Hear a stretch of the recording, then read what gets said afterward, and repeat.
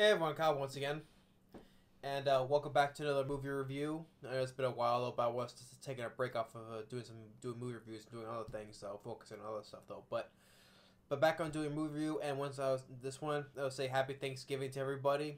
So yeah, this is my Thanksgiving review, and like I said, say Happy Thanksgiving to everybody. Hope everyone's enjoying time with their families. The most important thing is family. So Happy Thanksgiving to everybody. So get into my Thanksgiving review. For this one, I'll review I would say a favorite of mine. I would say pretty much a favorite of mine. If I had to make it like a list of maybe top 20, I would put this on there.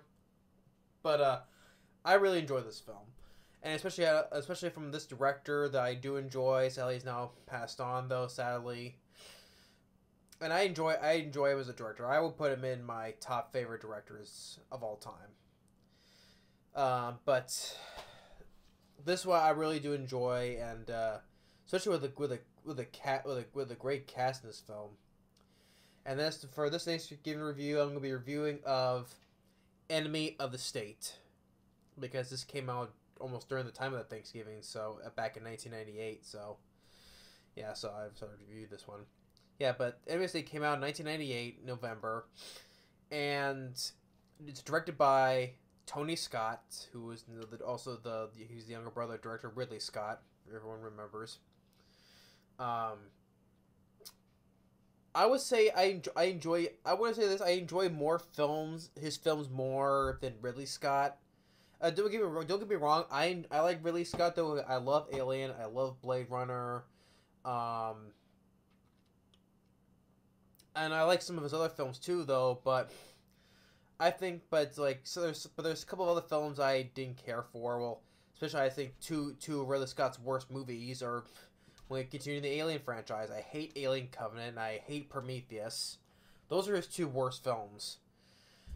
But there's a couple other ones I did like too, like Black Rain. There's also G.I. Jane, and there's also what was also that Ridley Scott also did? The Martian. The Martian with Matt Damon. I like that movie. I like that one too. But there's more films that I enjoy from his brother Tony. Like I said, I love this film. I love Enemy of the State. I love Beverly Hills Cop 2. I love The Last Boy Scout. True Romance I like. Crimson Tide. Man on Fire. Unstoppable. It was Deja Vu. Yeah, Deja Vu. Especially with his collaborations with Denzel Washington. And so like I said, True Romance. I have not seen Revenge in a long time though, so I have to give that a watch with Kevin Costner. I like The Fan. Wesley Snipes and Robert De Niro. I like the remake of Taken at Pelham 123, also with Denzel Washington and John Travolta. I like the remake of Taken at Pelham 123.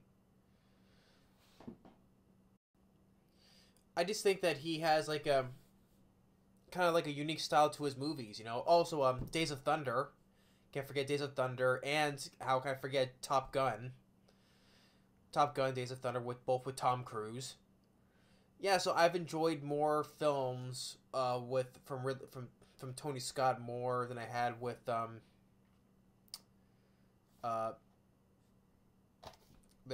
his brother Ridley Scott, you know. But that's just me though, because there's a little more films I've enjoyed from Tony Scott. And let's say the last one we did back in 2010 was Unstoppable with Denzel Washington and Chris Pine. Sadly though, you know, like I said, just freaking just jumped off a bridge, you know. Alright, so I don't know how anyone could get the nerve to commit suicide by jumping off a bridge. I guess with depression, I guess, so that's what happens. But regardless, so I love Tony Scott as a director. This is another one, another great one he did. And this is also a film that if it was regardless for director Tony Scott, this is one of the films I don't think no one talks about nowadays, sadly. especially when it stars Will Smith and Gene Hackman. But and especially one of Jerry Bruckheimer's films as well, produced by Jerry Bruckheimer. But the premise I enjoy I enjoy the premise of the movie, which I guess it was this is the film how the premise of the film, like I say, it was like ahead of the time, I guess, dealing with the surveillance, NSA with the surveillance and them on how way on spying on you, all that stuff, which I could definitely see happening. I can see happening in this time of day today, so which I give credit for. The film was given the segment of the plot of the premise. I give ahead of the time, because the other thing what happened with what was the guy Snowden, with the whole thing with that guy and dealing with the surveillance and all that. So yeah, that's why I give kudos to this credit of doing something like this, ahead of the time, basically. The whole thing with the whole surveillance and spying stuff. But the premise of the film was well received by critics and was very successful at the box office. Although despite opening at during the weekend, it opened number 2. It was behind the Rugrats movie, because the Rugrats movie was number 1 during the same weekend as this did. So the Rugrats movie beat out this movie, but still, regardless, this film was a success critically and box office wise. And has like a 72% Rotten Tomatoes, and it has a 7.3 IMDb, so it was very well received. But the plot of the premise of the film is you have Will Smith, who is a lawyer. His character's name is Robert Dean. He's a lawyer. He's doing well with his family. It's around Christmas time, and before that, and like a little thing beforehand, he had this affair with this woman, named Rachel, played by what was the girl's name? Because Lisa Bonetta, I think she was from the show The Cosby Show, but yeah, he had this little affair with her back in the day, and but things are all right though. But until one day, Jason Lee. What I said about the cast, one of the cast, you have Jason Lee, from Drawing Flies, of course, starring the Alvin and the Chipmunks movies, but he was in Drawing Flies, Chasing Amy, starring a lot of Kevin Smith's stuff, But and of course he voiced what's the name, Syndrome in Disney Pixar's The Incredibles. But he was doing something. He was recording stuff in the field, and he caught on tape that an assassination of a congressman, and which the whole killing of this congressman is led by a guy who's from the NSA, played by John Voight. And John Voight, in his henchmen, you can say his henchmen or agents. One is played by Barry Pepper, starting from Saving Private Ryan, Battlefield Earth, and last year, the horror film I enjoyed last year, Crawl. He did a good job in that film, Crawl. Barry Pepper. He plays one of his agents that does the killing of the congressman. But then the whole thing is caught on tape, though, and there's no other John Voight and his men. Also, one of them is played by Jake Busey as well, son of actor Gary Busey. And you have also a lot of team members that's working with John Voight. You have Jack Black, you have Jamie Kennedy, Seth Green, Scott Caan, who's also the son of actor James Caan. They're all working with John Voight, and they with Barry Pepper, Jake Busey, they chase after Jason Lee, and while Will Smith, he's shopping for his wife shopping for some lingerie for his wife. They're in this shop, and Jason Lee, Will Smith recognizes him, but while he's being distracted, Jason Lee slips in the tape with it inside a toy. He slips it into Will Smith's bag, and he goes running again, gets on a bicycle, but then ends up getting hit by a fire truck.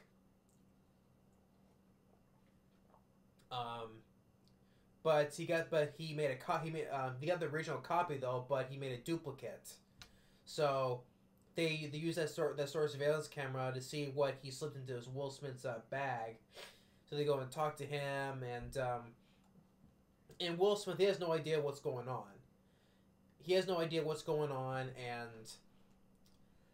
and Barry Pepper, another guy, is talking with him and requesting about the purchases. It's like, can we see them? It's like, I don't think so, not without warrant. And it's like, were you shopping? And were you shopping? He's like, I was shopping for some laundry. It's still legal, isn't it? Were you shopping for your wife? And Will Smith goes, no, I was picking out something for myself. I do a little cross dressing on the weekends. It's pretty amazing how a pair of edible panties can make a guy feel sexy.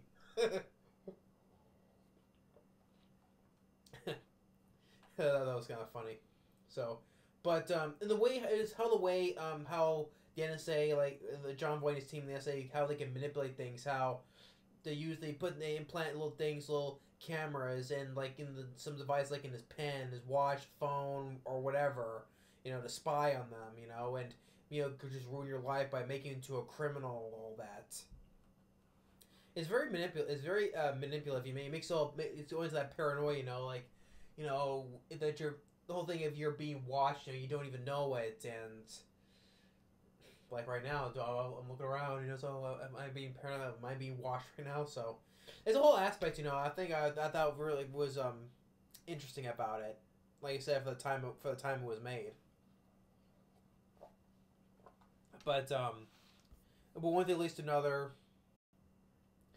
Eventually, they get onto Will Smith, chasing him, and he meets with a guy who the guy is supposed to be named Brill, which is actually played by Gabriel Byrne. Gabriel Byrne from other movies I've seen him, like from The Man in the Iron Mask, playing the devil in End of Days with Arnold. I like Gabriel Byrne.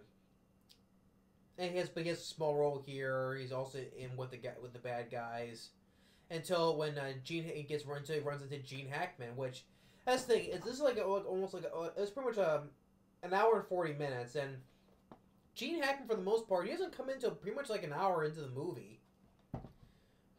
But the film was good before he showed up though. But when he comes in, he really now makes the film keep on going more now.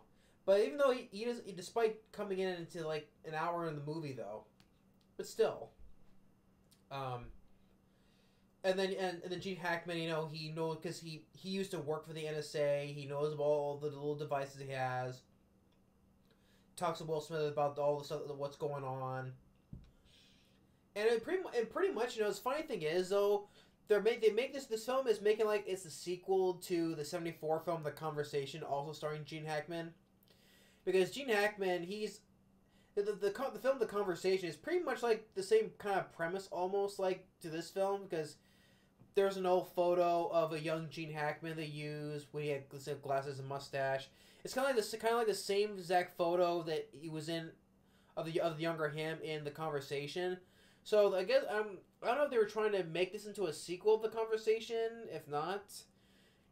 Because otherwise this film would say this is the sequel to The Conversation, but it's in a way I would say it's in a way kind of is, because using Gene Hackman's like the same like photo how he was back during that movie, so, or unless they didn't tell Gene Hackman that you're in the sequel to The Conversation, so.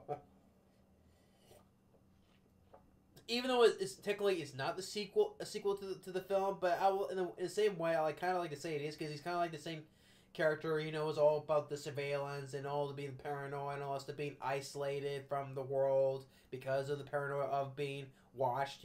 So yeah. Anyway, I kind of like say in a way I could say technically it is to me from my view though. But he explains Will Smith what's going on about the tracking devices, and eventually he loses them, and then he goes to see Rachel, but she's already dead, and they had stuff planted around, make it seem like he did it. So he goes back to Gene Hackman and goes to his place. He has a cat and gives him the tape and shows the tape of with John Voight and his men killing the congressman. then since they followed him because from the tracking from the phone the last time when they were, and Gene Hackman blows up the place, and as they're leaving the place blowing, and it's like, and Wilson's like, what the hell is happening? And Gene Hackman's like, I blow up the building. I blew up the building. Why? Because you made a phone call. And the building's crumbling down. I blew up the building. Why? Because you made a phone call. But eventually the tape gets ruined though. But the bad guys do not know that. And eventually they find out who Gene Hackman is, and like I said, they use that one photo of a younger him from that movie, The Conversation. And then I like how they use those tracking devices, use it against Jon Voight, and playing stuff in his place, and he uses to in playing one play where in this hotel room where they're spying on this congressman who was cheating on his wife with this other woman, and they're watching, and it's like Gene was like, yeah, go for it, Mr. Congressman. Well, there's our hard tax dollars at work. God bless America. And Gene was like, I think you're too young to watch this part. Will was like, yeah, so is she.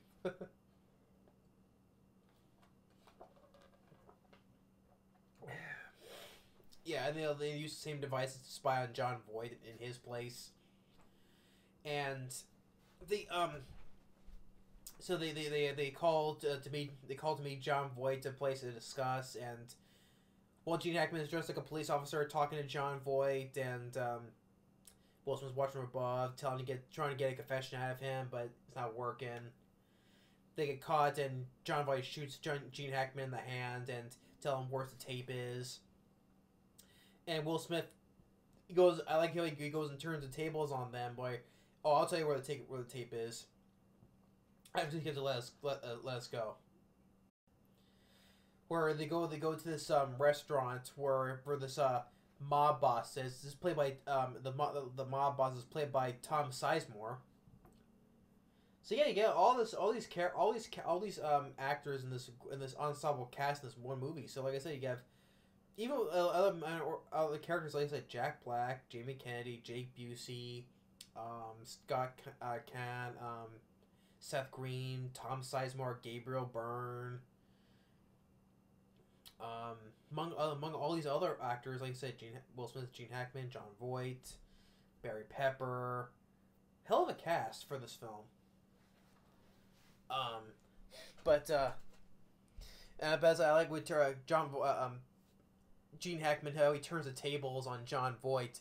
Like another funny instance where as they arrived at when they were getting caught, like they use the same thing on Jon Voight where they froze the credit card. Their credit cards have been frozen, like how they used earlier on Will Smith. But this time they flip the tables on Jon Voight and not. And I like when Will Smith says to Jon Voight, "Credit card's not working." Yeah, that could be a real pain in the ass, can it? I always love the line. He's like, oh, he uses that against him now. Credit cards ain't working. Yeah, that could be a real pain in the ass, can it? Yeah, but then he ends up turning the tables on Jon Voight, where he goes to meet this mob boss, which I don't think Jon Voight and his men do not know who this guy is. Saying that he sold the tape to him, but Tom Sizemore's not having it. It's like, did you make the videotape? He said he wants it back. Well, I don't give a shit what he wants. He was like, what? And he's like, what will it take? Jon Voight's asking, what will it take to get the tape? And he's like, the end of the world. And then Jake Busey does a stupid thing where when Jon Voight are gonna leave, but Jake Busey does a stupid thing. He's like, everyone drop your weapons, and he gets shot from behind, causes this big shootout where Will Smith, he gets under the table, and Jon Voight, Tom Sizemore, and both their men, they're shooting at each other. Everyone is getting shot at. All of them are getting killed except Jack Black and another guy gets injured, and while Gene Hackman, he's watching from the van. He's watching it from the van, and while also the FBI is watching too. And then when it's all over, Gene Hackman takes his cat. Yeah, he has this cat that's been with him the whole time. He takes it, just walks out, and just goes and disappears. Like that kind of person, you know, just goes and just disappears. And then afterwards, at the end, where Will Smith's watching his television, uses the same thing that the device and is like, "Bro, you're one sick man." And the score, how it ends with, how it plays at the beginning at the end by Trevor Rabin and Harry Gregson Williams. I like the score, especially the opening themes, like da da da da. So yeah, the score especially for the most part I did enjoy. It was like an over 2-hour movie. I thought it was well paced. The directing by Tony Scott I enjoyed, especially with some of the good stunt effects. You know, like the car chase and the wall being on fire and all that. The building being blown up and that was a real building that was crumbling down. That was a good effect. If it was CG, that was really good as well, though. But for the most part, it looked like it was an actual building that was being destroyed. And the cast, I thought they did a really good job. Especially I enjoy Will Smith and Gene Hackman together. I thought they both really worked really well together. Of course, Will Smith I enjoy, though. Gene Hackman, I love Gene Hackman. I enjoyed Gene Hackman from, like I said, from the Poseidon Adventure, the French Connection. I thought I liked alright, though. But Gene Hackman, he did a good job in that film. The French Connection, Superman. Let's say Crimson Tide, once again with Tony Scott. Other films with Gene Hackman that I enjoyed him in. I know he's been many movies. Oh, I got for his little hilarious role in Young Frankenstein as the blind man. You know, wait, where are you going? I was gonna make espresso. I love Gene Hackman, and he did a great job in this film. Even if it's supposed to be like the sequel to The Conversation, I still don't think he did a good job too. Was it Will Smith? I thought they both worked really well together. John Voight, I thought he did a good job as the bad guy, and also it was cool to, he was get some screen time. John Voight and Gene Hackman together as well. Like I said, Jake Busey, Barry Pepper. Like I said, Jack Black for the minor roles. Jamie Kennedy, Seth Green, Barry Pepper, Gabriel Byrne, Tom Sizemore, Scott Caan. And Jason Lee as well. So you got a hell of a cast in this movie. And also I forgot to mention Regina King, who plays Will Smith's wife. Regina King from Jerry Maguire as well. I think she was also in Ray. Yeah, also in Ray with Jamie Foxx too. So yeah, so you got one hell of a cast in this movie. And and when Siskel and Ebert gave this film a thumbs up, which I agree with, definitely give this a thumbs up. I really enjoy this film. Rolling Stone calls it a dynamite thriller.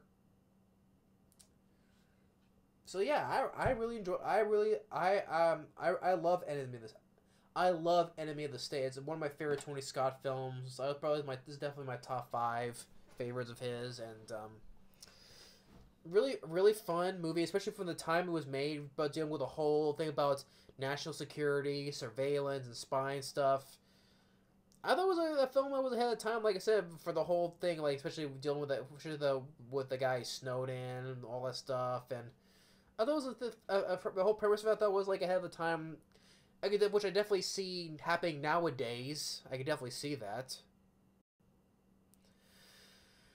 Definitely see that happening, because you never know, because nowadays they'll just do anything to sometimes people, sometimes privacy is not private anymore, so that's something I can definitely see happening.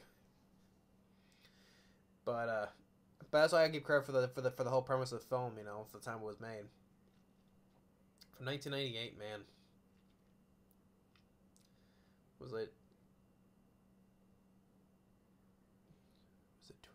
Yeah, 22 years, man.